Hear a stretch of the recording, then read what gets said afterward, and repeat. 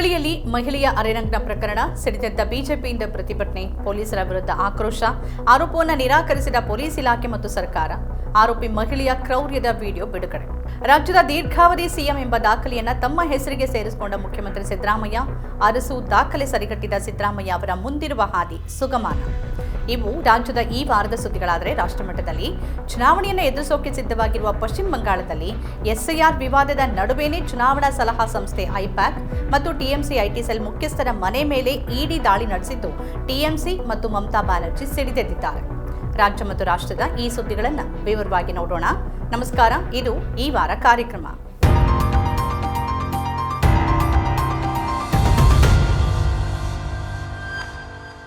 ಬಳ್ಳಾರಿಗ ಬಹಳ ಸುದ್ದಿಯಲ್ಲಿದೆ.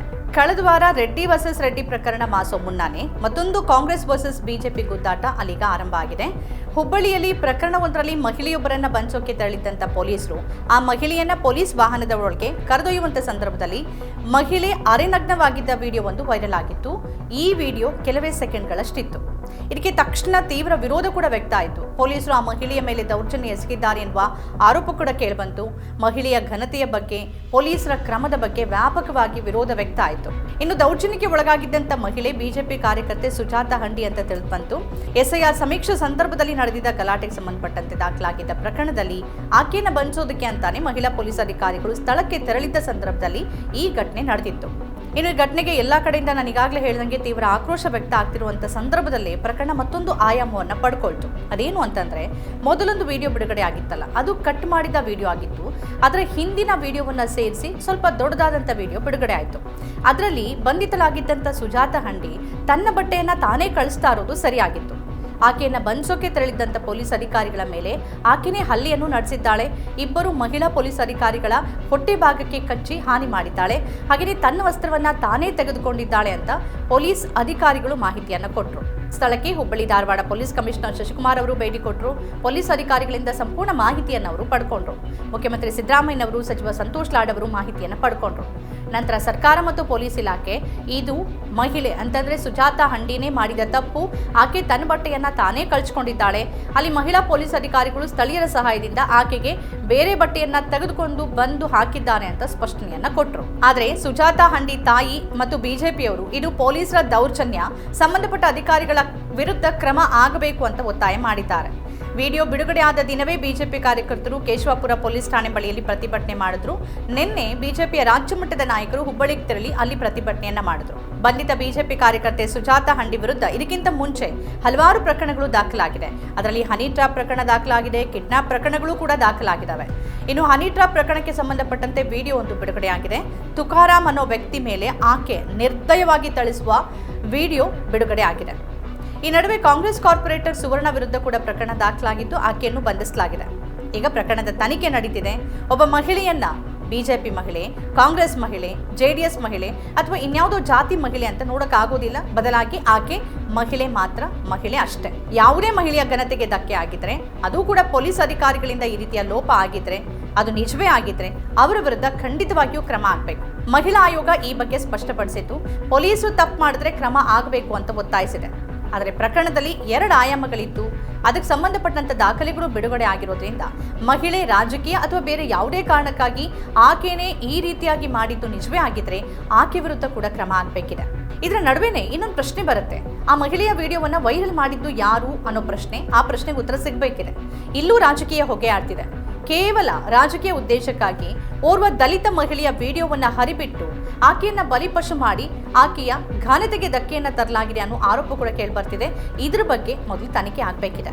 ಕರ್ನಾಟಕ ರಾಜಕೀಯ ಇತಿಹಾಸದಲ್ಲಿ ಹೊಸದೊಂದು ದಾಖಲೆಯನ್ನ ಸೃಷ್ಟಿ ಮಾಡಲಾಗಿದೆ. ಇಲ್ಲಿವರೆಗೆ ದೇವರಾಜ್ ಅರಸು ಅವರ ಹೆಸರಲ್ಲಿದ್ದಂಥ ಈ ದಾಖಲೆ ಈಗ ಹಾಲಿ ಮುಖ್ಯಮಂತ್ರಿ ಸಿದ್ದರಾಮಯ್ಯವರ ಪಾಲಾಗಿದೆ. ರಾಜ್ಯದ ಅತಿ ದೀರ್ಘಾವಧಿ ಮುಖ್ಯಮಂತ್ರಿ ಎನ್ನುವ ದಾಖಲೆಯನ್ನ ಸಿದ್ದರಾಮಯ್ಯನವರು ತಮ್ಮ ಹೆಸರಿಗೆ ಸೇರಿಸಿಕೊಂಡಿದ್ದಾರೆ. ಈ ದಾಖಲೆಗೆ ಅವರಿಗೆ ಶುಭಾಶಯಗಳ ಮಹಾಪೂರವೇ ಹರಿದು ಬಂದಿದೆ. ಸಂಪುಟದ ಸದಸ್ಯರು, ಬೇರೆ ಬೇರೆ ರಂಗದ ಗಣ್ಯರು ಎಲ್ಲರೂ ಕೂಡ ಅವರು ದೀರ್ಘಾವಧಿಯಲ್ಲಿ ಸಿಎಂ ಆಗಿ ಸೇವೆ ಸಲ್ಲಿಸಿದ್ದಕ್ಕೆ ಶುಭ ಕೋರಿದ್ದಾರೆ. ಆದರೆ ಬಿಜೆಪಿ ಮತ್ತು ಜೆಡಿಎಸ್ ನಾಯಕರುಗಳು ಎಷ್ಟು ವರ್ಷ ಇದ್ವಿ ಅನ್ನೋದು ಮುಖ್ಯ ಅಲ್ಲ, ಏನ್ ಮಾಡಿದ್ವಿ ಅನ್ನೋದು ಮುಖ್ಯ. ಅರಸು ಮಾಡಿದ ಸಾಮಾಜಿಕ ಬದಲಾವಣೆಗಳನ್ನ, ಯಾವ ಯೋಜನೆಗಳನ್ನ ಸಿದ್ದರಾಮಯ್ಯನವರು ಕೊಟ್ಟಿದ್ದಾರೆ ಅಂತ ಪ್ರಶ್ನೆ ಮಾಡಿದ್ದಾರೆ. ಅದೇನೇ ಇದ್ರೂ ಪ್ರಸ್ತುತ ರಾಜಕೀಯ ಸನ್ನಿವೇಶದಲ್ಲಿ ಈ ದಾಖಲೆಯನ್ನ ಬರೆಯೋದು, ಅತಿ ದೀರ್ಘಾವಧಿಯಲ್ಲಿ ಸೇವೆಯನ್ನ ಸಲ್ಲಿಸೋದು ಸುಲಭದ ಮಾತಲ್ಲ. ಈ ಸಂದರ್ಭದಲ್ಲಿ ಹೋಲಿಕೆ ಅನ್ನೋದು ಸರಿ ಅಲ್ಲದೆ ಇದ್ರೂ ಕೂಡ ಆಯಾ ಕಾಲಘಟ್ಟದಲ್ಲಿ ಆಯಾ ಮುಖ್ಯಮಂತ್ರಿಗಳು ಅವರ ಅವಧಿಯಲ್ಲಿ ಸಾಧ್ಯವಾದಷ್ಟು ಕೆಲಸವನ್ನ ಮಾಡಿದ್ದಾರೆ ಅನ್ನೋದನ್ನ ನಾವೆಲ್ಲರೂ ಒಪ್ಕೊಳ್ಳೇಬೇಕಾಗತ್ತೆ. ಅದು ಯಾವುದೇ ಪಕ್ಷದ ಮುಖ್ಯಮಂತ್ರಿಗಳೇ ಆಗಿರಲಿ. ಆರೋಪ ಅಪವಾದಗಳ ಹೊರತಾಗಿನೂ ನೆನಪಿನಲ್ಲಿ ಉಳಿಯುವಂತ ಕೆಲವು ಕೆಲಸಗಳನ್ನಾದ್ರೂ ಅವರ ಅವಧಿಯಲ್ಲಿ ಅವ್ರು ಮಾಡಿರ್ತಾರೆ. ಆದರೆ ಸಿದ್ದರಾಮಯ್ಯನವರ ವಿಚಾರದಲ್ಲಿ ಅಥವಾ ದೇವರಾಜ್ ಅರಸು ಅವರ ವಿಚಾರದಲ್ಲಿ ಸಾಮಾಜಿಕ ಹಿನ್ನೆಲೆ, ಬೆಂಬಲ ಎಲ್ಲವೂ ಮುಖ್ಯ ಆಗುತ್ತೆ. ಇಬ್ರು ಒಂದೇ ಭಾಗದಿಂದ ಅಂತಂದ್ರೆ ಮೈಸೂರಿನಿಂದ ಬಂದವರು, ಇಬ್ರು ಕೂಡ ಹಿಂದುಳಿದ ವರ್ಗಕ್ಕೇನೆ ಸೇರಿದವರು. ಇಬ್ಬರೂ ಸಾಮಾಜಿಕ ನ್ಯಾಯದ ಬಗ್ಗೆ ನಡ್ಕೊಂಡಿರುವ ರೀತಿ, ತಂದಿರುವ ಯೋಜನೆಗಳು ಅವರನ್ನ ನೆನಪಿನಲ್ಲಿ ಉಳಿಸುತ್ತೆ. ಸಿದ್ದರಾಮಯ್ಯನವರು ಜೆಡಿಎಸ್ ಪಕ್ಷವನ್ನ ತ್ಯಜಿಸಿ, ಅಂದ್ರೆ ಅಲ್ಲಿ ಅವ್ರನ್ನ ಉಚ್ಚಾಟನೆ ಮಾಡಲಾಯಿತು. ಆ ಪಕ್ಷವನ್ನ ಬಿಟ್ಟು ಅವರು ಕಾಂಗ್ರೆಸ್ ಪಕ್ಷಕ್ಕೆ ಬಂದರು, ವಿಪಕ್ಷ ನಾಯಕರಾದರು, ನಂತರ ಮುಖ್ಯಮಂತ್ರಿಗಳಾದರು. ಮುಖ್ಯಮಂತ್ರಿಗಳಾದ ಸಂದರ್ಭದಲ್ಲಿ ಅವರ ಮೊದಲ ಅವಧಿಯಲ್ಲಿ ದೇವರಾಜ್ ಅರಸು ನಂತರ ಪೂರ್ಣಾವಧಿ ಸಿಎಂ ಆಗಿ ಅವರು ಸೇವೆಯನ್ನ ಸಲ್ಲಿಸಿ ಈಗ 2ನೇ ಅವಧಿಯಲ್ಲಿ 2.5 ವರ್ಷಗಳನ್ನು ಪೂರೈಸಿದ್ದಾರೆ. ಅರಸು ದಾಖಲೆ ಮುರಿದಿದ್ದಾರೆ. 17ನೇ ಬಜೆಟ್ ಮಂಡನೆಗೆ ಸಿದ್ಧತೆ ನಡೆಸಿದ್ದಾರೆ. ಇದು ಕೂಡ ಸಿದ್ದರಾಮಯ್ಯನವರ ದಾಖಲೆನೇ. ಸಿದ್ದರಾಮಯ್ಯ ಅವರ ಆಡಳಿತದಲ್ಲಿ ಸಾಮಾಜಿಕ ನ್ಯಾಯ, ಸಮಾಜವಾದ, ಬಡವರ, ದೀನದಲಿತರ ಪರವಾದ ನಿಲುವುಗಳು ಮತ್ತು ಯೋಜನೆಗಳನ್ನು ನಾವು ಗಮನಿಸಿದ್ದೀವಿ. ಆದರೆ ನೆನಪಿನಲ್ಲಿ ಉಳಿಯಬಹುದಾದಂಥ ದೀರ್ಘಾವಧಿಯ ಯೋಜನೆಗಳು ಅಥವಾ ಬದಲಾವಣೆಗಳು ಅಂತ ಗಮನಿಸಿದ್ರೆ ಅಂಥವುಗಳು ಅಷ್ಟಾಗಿ ಸಿಗೋದಿಲ್ಲ. ಗ್ಯಾರಂಟಿ ಯೋಜನೆ ಇರ್ಬೋದು ಅಥವಾ ಬಜೆಟ್ ಮಂಡನೆಯಲ್ಲಿ ದಾಖಲೆ, ಒಳ ಮೀಸಲಾತಿಯನ್ನು ಜಾರಿ ಮಾಡಿದ್ದು ಇವೆಲ್ಲ ಆಗಿದೆ. ಆದರೆ ಜಾತಿಯ ಸಮೀಕ್ಷೆ ಇನ್ನೂ ಕೂಡ ಬಾಕಿ ಇದೆ.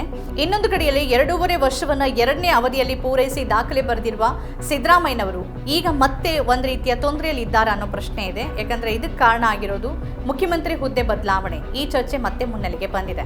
ಈ ನಡುವೆ 2.5 ವರ್ಷವನ್ನ 2ನೇ ಅವಧಿಯಲ್ಲಿ ಪೂರೈಸಿರುವ ಸಿದ್ದರಾಮಯ್ಯ ಈ ಹೊತ್ತಲ್ಲಿ ಮತ್ತೆ ಮುಖ್ಯಮಂತ್ರಿ ಬದಲಾವಣೆ ಚರ್ಚೆಯನ್ನ ಎದುರಿಸಬೇಕಾಗಿದೆ. 5 ವರ್ಷ ಇರ್ತೀನಿ ಅಂತ ಒಂದು ಬಾರಿ ಅವರು ವಿಶ್ವಾಸವನ್ನ ವ್ಯಕ್ತಪಡಿಸ್ತಾರೆ, ಮತ್ತೊಂದು ಬಾರಿ ಎಷ್ಟು ದಿನ ಇರ್ತೀನೋ ಗೊತ್ತಿಲ್ಲ ಅಂತ ಗೊಂದಲದ ಮಾತುಗಳನ್ನ ಮುಖ್ಯಮಂತ್ರಿಗಳೇ ಆಡ್ತಿದ್ದಾರೆ. ಸದ್ಯಕ್ಕೆ ಬಜೆಟ್ ಸಿದ್ಧತೆ ನಡೀತಾ ಇದೆ. ಈ ಬಾರಿಯ ಬಜೆಟ್ ಮಂಡನೆಯನ್ನ ಅವರೇ ಮಾಡ್ತಾರೆ ಅನ್ನೋದು ಬಹುತೇಕವಾಗಿ ಖಚಿತವಾಗಿದೆ. ಇದು ದಾಖಲೆಯ ಬಜೆಟ್ ಆಗುತ್ತೆ. ಸಿದ್ದರಾಮಯ್ಯನವರು ಅರಸು ಅವರ ದಾಖಲೆಯನ್ನ ಮುರಿದಿದ್ದಾರೆ. ಅವರಿಗೆ ಶುಭಾಶಯಗಳು. ಇರುವಂತ ಸಮಯದಲ್ಲಿ ಯಾವ ವರ್ಗವನ್ನ ತಾನು ಪ್ರತಿನಿಧಿಸ್ತೀನಿ ಅಂತ ಅಹಿಂದ ನಾಯಕನಾಗಿ ಅವರು ಗುರುತಿಸಿಕೊಂಡಿದ್ದಾರೋ ಆ ವರ್ಗಕ್ಕೆ ಇನ್ನೂ ಹೆಚ್ಚಿನ ನ್ಯಾಯ ಕೊಡುವ ಅವಕಾಶ ಸಿದ್ದರಾಮಯ್ಯನವರಿಗೆ ಇದೆ. ಅದು ಜಾತಿ ಗಣತಿ ಆಗಿರ್ಬೋದು ಅಥವಾ ಶಿಕ್ಷಣ ಮತ್ತು ಆರೋಗ್ಯಕ್ಕೆ ಸಂಬಂಧಪಟ್ಟಂತ ಮಹತ್ವದ ಬದಲಾವಣೆಗಳನ್ನು ತರುವ ಅವಕಾಶ ಇನ್ನೂ ಕೂಡ ಅವ್ರ ಕೈಲಿದೆ. ಅರಸು ಅವರ ದಾಖಲೆಯನ್ನ ಮುರಿದಿದ್ದಾರೆ. ಅರಸು ಅವರ ಕಾಲದ ಹಾವನೂರು ವರದಿ ಇರ್ಬೋದು, ಭೂ ಸುಧಾರಣೆ ಕಾಯ್ದೆ ಇರ್ಬೋದು, ಈ ತರದ ಯೋಜನೆಗಳು ಅರಸು ಅವರನ್ನ ಅಂದಿಗೂ, ಇಂದಿಗೂ ಮತ್ತು ಎಂದೆಂದಿಗೂ ಕರ್ನಾಟಕ ಮತ್ತು ಭಾರತದ ರಾಜಕೀಯ ಇತಿಹಾಸದಲ್ಲಿ ಮತ್ತು ಕರ್ನಾಟಕದ ಜನರ ಮನಸ್ಸಿನಲ್ಲಿ ಅವರ ಹೆಸರನ್ನ ಹಾಗೇ ಉಳಿಸುತ್ತೆ. ಹಾಗೆಯೇ ಸಿದ್ದರಾಮಯ್ಯನವರ ಹೆಸರು ಮತ್ತು ಅವರ ಸಾಧನೆ ಮತ್ತು ಅವರ ರಾಜಕೀಯ ಜೀವನ ಮುಂದಿನ ತಲೆಮಾರಿಗೂ ಉಳಿಬೇಕಾದ್ರೆ ಕೆಲವು ಕೆಲಸಗಳನ್ನಾದ್ರೂ ಮಾಡಬೇಕಿದೆ. ಮಾಡಿರುವ ಕೆಲಸಗಳಿದ್ದೇ, ಇಲ್ಲ ಅಂತಿಲ್ಲ. ಇನ್ನೂ ಕೂಡ ಬದಲಾವಣೆ ಸಾಧ್ಯ ಇರುವಂತ ಸಂದರ್ಭದಲ್ಲಿ ಆ ಸಾಧ್ಯತೆಯನ್ನ ಜನ ಬಯಸ್ತಾ ಇದ್ದಾರೆ. ರಾಷ್ಟ್ರ ಮಟ್ಟದಲ್ಲಿ ಪಶ್ಚಿಮ ಬಂಗಾಳದಲ್ಲಿ ಬಿಜೆಪಿ ವರ್ಸಸ್ ಟಿಎಂಸಿ ಹೋರಾಟ ತಾರಕಕ್ಕೇರ್ತಾ ಇದೆ. ಈಗಾಗಲೇ ಎಸ್ಐಆರ್ ವಿರುದ್ಧ ಮಮತಾ ಬ್ಯಾನರ್ಜಿ ಅವರು ಸಿಡಿದೆದ್ದಿದ್ದಾರೆ. ಚುನಾವಣಾ ಆಯೋಗದ ಕೇಂದ್ರ ಕಚೇರಿ ಮುಂದೆ ನಾನಿರ್ತೀನಿ ಅಂತ ಮಮತಾ ಬ್ಯಾನರ್ಜಿ ಈಗಾಗಲೇ ಗುಡುಗಿಯೂ ಆಗಿದೆ. ಎಸ್ಐಆರ್ಗೆ ಬಳಕೆ ಆಗ್ತಿರುವ ಅಪ್ಲಿಕೇಶನ್ ಅನ್ನ ಬಿಜೆಪಿ ಐಟಿ ಸೆಲ್ ಮಾಡಿದ್ದು ಅನ್ನುವ ಗಂಭೀರ ಆರೋಪವನ್ನ ಟಿಎಂಸಿ ಮಾಡಿದ್ದು ಈಗಾಗಲೇ ಸುಪ್ರೀಂ ಕೋರ್ಟ್ ಮೊರೆ ಹೋಗಿದೆ. ಈ ನಡುವೆ ಈ ವಾರ ರಾಜಕೀಯ ಸಲಹಾ ಸಂಸ್ಥೆ ಐಪ್ಯಾಕ್ ಹಾಗೆಯೇ ಟಿಎಂಸಿ ಐಟಿ ಸೆಲ್ ಮುಖ್ಯಸ್ಥ ಪ್ರತೀಕ್ ಜೈನ್ ಮನೆ ಮೇಲೆ ಜಾರಿ ನಿರ್ದೇಶನಾಲಯದ ಅಧಿಕಾರಿಗಳು ದಾಳಿಯನ್ನ ಮಾಡಿದ್ದಾರೆ. 4 ವರ್ಷ ಹಿಂದಿನ ಅಕ್ರಮ ಹಣ ವರ್ಗಾವಣೆ ಆರೋಪದ ಮೇಲೆ ಈ ದಾಳಿಯನ್ನ ನಡೆಸಲಾಗಿದೆಯಂತೆ. ಈಗ ಇದೇ ದಾಳಿ ರಾಜಕೀಯ ಹೋರಾಟಕ್ಕೆ ಮತ್ತು ಟಿಎಂಸಿ ಆಕ್ರೋಶಕ್ಕೆ ಕಾರಣ ಆಗಿದೆ. ದಾಳಿ ನಡೀತಾ ಇದ್ದ ಸಂದರ್ಭದಲ್ಲಿ ಮುಖ್ಯಮಂತ್ರಿ ಮಮತಾ ಬ್ಯಾನರ್ಜಿ ಅವರು ಸ್ಥಳಕ್ಕೆ ಹೋದ್ರು. ಅಲ್ಲಿ ಕೆಲವು ಫೈಲ್ಗಳನ್ನ, ತಮ್ಮ ಪಕ್ಷಕ್ಕೆ ಸಂಬಂಧಪಟ್ಟಂತ ಫೈಲ್ಗಳನ್ನ ಮತ್ತು ದಾಖಲೆಗಳನ್ನ ತಗೊಂಡು ಬಂದ್ರು. ಅಲ್ಲಿ ಪ್ರತಿಕ್ರಿಯೆಯನ್ನು ಕೊಟ್ಟರು. ಈ ಸಂದರ್ಭದಲ್ಲಿ ಮಾತನಾಡಿರುವ ಅವರು ಈ ದಾಳಿ ರಾಜಕೀಯ ಪ್ರೇರಿತ ಅಂತ ಹೇಳಿದ್ದು ನೇರವಾಗಿ ಅಮಿತ್ ಶಾ ಅವರನ್ನ ಗುರಿ ಮಾಡಿದ್ದಾರೆ. ಅತ್ಯಂತ ಕೆಟ್ಟ ಗೃಹ ಮಂತ್ರಿ ಅಂತ ಅವರು ಪ್ರತಿಕ್ರಿಯೆ ಕೊಟ್ಟಿದ್ದಾರೆ. ಈ ದುಷ್ಕೃತ್ಯವನ್ನ ನಿಲ್ಲಿಸಿ ಅಂತಾನು ವಾರ್ನಿಂಗ್ ಕೊಟ್ಟಿದ್ದಾರೆ. ಮುಂದಿನ ವಿಧಾನಸಭೆ ಚುನಾವಣೆಗೆ ತಮ್ಮ ಪಕ್ಷದಿಂದ ಸ್ಪರ್ಧೆ ಮಾಡುವ ಅಭ್ಯರ್ಥಿಗಳ ಪಟ್ಟಿ, ಅವರ ಕಾರ್ಯತಂತ್ರ, ಈ ರೀತಿಯ ಮಹತ್ವದ ಕಡತಗಳು, ದಾಖಲೆಗಳು ಅಲ್ಲಿತ್ತು. ಅದನ್ನ ತೆಗೆದುಕೊಳ್ಳುವ ದೃಷ್ಟಿಯಿಂದಾನೇ ಈ ದಾಳಿಯನ್ನ ನಡೆಸಲಾಗಿದೆ ಅನ್ನೋದು ಮಮತಾ ಬ್ಯಾನರ್ಜಿ ಅವರ ಆರೋಪ. ನಿನ್ನೆ ಬೆಳಗ್ಗೆ ಯಾವ ಸೂಚನೆಯೂ ಇಲ್ಲದೆ ಟಿಎಂಸಿ ಸಂಸದರು ದೆಹಲಿಯ ಅಮಿತ್ ಶಾ ಕಚೇರಿಯ ಹೊರಗೆ ದಿಢೀರ್ ಪ್ರತಿಭಟನೆಯನ್ನು ಮಾಡಿದ್ರು. ಪೊಲೀಸರು ಅವರನ್ನ ವಶಕ್ಕೆ ಪಡ್ಕೊಂಡ್ರು. ಮೊಯಿತ್ರಾ, ಡೆರೆಕ್ ಓಬ್ರಿಯನ್ ಎಲ್ಲರೂ ಇದ್ರು. ಇನ್ನು ಮುಖ್ಯ ಚುನಾವಣಾ ಆಯುಕ್ತ ಜ್ಞಾನೇಶ್ ಕುಮಾರ್ ಕಚೇರಿ ಮುಂದೆಯೂ ಕೂಡ ಪ್ರತಿಭಟನೆಯನ್ನು ನಡೆಸೋಕೆ ಟಿಎಂಸಿ ಸಜ್ಜಾಗಿದೆ ಎನ್ನುವ ಮಾಹಿತಿಗಳು ಸಿಗ್ತಾ ಇದೆ. ಬಿಜೆಪಿ ಅಧಿಕಾರಕ್ಕೆ ಬಂದ ಕಳೆದ 11 ವರ್ಷಗಳಲ್ಲಿ ಅದು ನಡೆಸಿರುವಂತಹ ರಾಜಕೀಯ ಇತಿಹಾಸವನ್ನ ನಾವು ಗಮನಿಸಿದ್ರೆ ಚುನಾವಣೆ ಸಂದರ್ಭದಲ್ಲಿ ಮತ್ತು ತಮ್ಮ ಪಕ್ಷದ ವಿರೋಧಿಗಳ ನಾಯಕರ ಮನೆ ಮೇಲೆ, ಕಚೇರಿಗಳ ಮೇಲೆ ದಾಳಿಯನ್ನು ನಡೆಸೋದು, ಅದಕ್ಕಾಗಿ ಇಡಿ, ಐಟಿ ಮತ್ತು ಸಿಬಿಐಯನ್ನ ಬಳಸ್ಕೊಳ್ಳೋದು ನಡೆದೇ ಬಂದಿದೆ. ಹಿಂದಿನ ಕಾಂಗ್ರೆಸ್ ಸರ್ಕಾರದಲ್ಲಿ ಇದಿರಲಿಲ್ಲ ಅಂತಲ್ಲ, ಆಗ್ಲೂ ಇತ್ತು. ಈ ಸಂಸ್ಥೆಗಳನ್ನ ರಾಜಕೀಯಕ್ಕಾಗಿ ಬಳಸ್ಕೊಂಡಿದ್ರು. ಆದರೆ ಬಿಜೆಪಿ ಕಳೆದ 11 ವರ್ಷಗಳಲ್ಲಿ ಅಧಿಕಾರಕ್ಕೆ ಬಂದ ನಂತರದಲ್ಲಿ ಆ ಪ್ರಮಾಣ ಬಹಳಷ್ಟು ಹೆಚ್ಚಿದೆ ಮತ್ತು ಒಂದೇ ಕಡೆಗೆ ಸಾಗ್ತಾ ಇದೆ. ವಿಪಕ್ಷ ನಾಯಕರನ್ನ ಗುರಿಯಾಗಿಸಿ ಇಡಿ ಮತ್ತು ಸಿಬಿಐ ದಾಳಿಗಳು ನಡೀತಾ ಇದೆ. ಕಳೆದ ಚುನಾವಣೆ ಹೊತ್ತಿನಲ್ಲಿ ಆಮ್ ಆದ್ಮಿ ಪಕ್ಷದ ಅರವಿಂದ್ ಕೇಜ್ರಿವಾಲ್ ಇರಬಹುದು ಅಥವಾ ಜಾರ್ಖಂಡ್ ಮುಕ್ತಿ ಮೋರ್ಚಾದ ಹೇಮಂತ್ ಸೋರೆನ್ ಇರಬಹುದು, ಅವರ ಮೇಲೂ ಕೂಡ ಇದೇ ರೀತಿಯ ಆರೋಪಗಳನ್ನ ಮಾಡಿ ಅವರನ್ನ ಜೈಲಿಗಟ್ಟಲಾಗಿತ್ತು. ಈಗ ಬಂಗಾಳ ಚುನಾವಣೆ ಹೊತ್ತಲ್ಲಿ ಈ ದಾಳಿಯನ್ನ ನಡೆಸಿರೋದು ದಾಳಿಯ ಸಮಯವನ್ನ ಪ್ರಶ್ನೆ ಮಾಡುವಂತೆ ಮಾಡಿದೆ. ಇದನ್ನೇ ರಾಜಕೀಯ ಅಸ್ತ್ರವಾಗಿ ಬಳಸಿಕೊಳ್ತಿರುವ ಮಮತಾ ಬ್ಯಾನರ್ಜಿ ಮತ್ತು ಟಿಎಂಸಿ ಇದನ್ನ ದುಷ್ಕೃತ್ಯ ಅಂತ ಕರೆದು ಚುನಾವಣೆಯನ್ನ ಗೆಲ್ಲೋಕೆ ವಾಮ ಮಾರ್ಗವನ್ನ ಬಿಜೆಪಿ ಅಮಿತ್ ಶಾ ಅನುಸರಿಸುತ್ತಿದ್ದಾರೆ ಅಂತ ಹೇಳಿದ್ದಾರೆ. ಒಟ್ಟಾರೆಯಾಗಿ ಬಂಗಾಳ ಚುನಾವಣೆ ಕದನ ಏನಿದೆ ಇದು ಕುತೂಹಲವನ್ನ ಮೂಡಿಸ್ತಾ ಇದೆ. ಮುಂಬರುವ ದಿನಗಳಲ್ಲಿ ಮಮತಾ ಬ್ಯಾನರ್ಜಿ ಮತ್ತು ಟಿಎಂಸಿ ಯಾವ ರೀತಿಯ ಹೋರಾಟಕ್ಕೆ ಮುಂದಾಗ್ತಾರೆ ಅನ್ನೋದನ್ನ ನಾವು ಕಾದು ನೋಡ್ಬೇಕಾಗತ್ತೆ. ಒಂದ್ ಕಡೆ ಎಸ್ಐಆರ್ ವಿರುದ್ಧ ಚುನಾವಣಾ ಆಯೋಗ, ಇನ್ನೊಂದು ಕಡೆ ಇಡಿ, ಮತ್ತೊಂದು ಕಡೆ ಬಿಜೆಪಿ, ಈ ಎಲ್ಲರನ್ನ ಒಟ್ಟೊಟ್ಟಿಗೆ ಎದುರಿಸಬೇಕಾದಂತ ಬಹಳ ದೊಡ್ಡ ಸವಾಲು ಮಮತಾ ಬ್ಯಾನರ್ಜಿ ಮತ್ತು ಟಿಎಂಸಿ ಪಕ್ಷದ ಮುಂದಿದೆ. ಕಳೆದ ವಿಧಾನಸಭೆ ಚುನಾವಣೆಯಲ್ಲಿ ಕೋವಿಡ್ ಇತ್ತು. ಈ ಸಂದರ್ಭದಲ್ಲಿ ಕೋವಿಡ್ ನಿಯಮಗಳನ್ನು ಪಾಲನೆ ಮಾಡದೆ ಖುದ್ದು ಪ್ರಧಾನಿ ನರೇಂದ್ರ ಮೋದಿ ಅವರೇ ಹಲವಾರು ರ್ಯಾಲಿಗಳನ್ನ ಬಂಗಾಳದಲ್ಲಿ ಮಾಡಿದ್ರು. ಅಷ್ಟು ಮಾತ್ರ ಅಲ್ಲ, ಮಮತಾ ವಿರುದ್ಧ ಅವಹೇಳನಕಾರಿಯಾಗೂ ಮಾತಾಡಿದ್ರು. ಅದಕ್ಕಾಗಿ ಬಂಗಾಳದ ಜನ ಅವರನ್ನ ಮನೆ ಕಳಿಸಿದ್ರು. ಆದರೆ ಈ ಬಾರಿ ಬಿಹಾರದ ನಂತರ ಶತಾಯಗತಾಯ ಪಶ್ಚಿಮ ಬಂಗಾಳವನ್ನ ಗೆಲ್ಲೇಬೇಕು ಅಂತ ಹೊರಟಿರುವ ಬಿಜೆಪಿ ಮತ್ತು ನರೇಂದ್ರ ಮೋದಿ ಅಮಿತ್ ಶಾ ಜೋಡಿ ಹೇಗಾದ್ರೂ ಸರಿ, ಯಾವ ಮಾರ್ಗದಲ್ಲಾದ್ರೂ ಸರಿ ಮಮತಾ ಬ್ಯಾನರ್ಜಿ ಮತ್ತು ಟಿಎಂಸಿಯನ್ನ ಮಣಿಸಲೇಬೇಕು ಅಂತ ಹೊರಟಿದ್ದಾರೆ.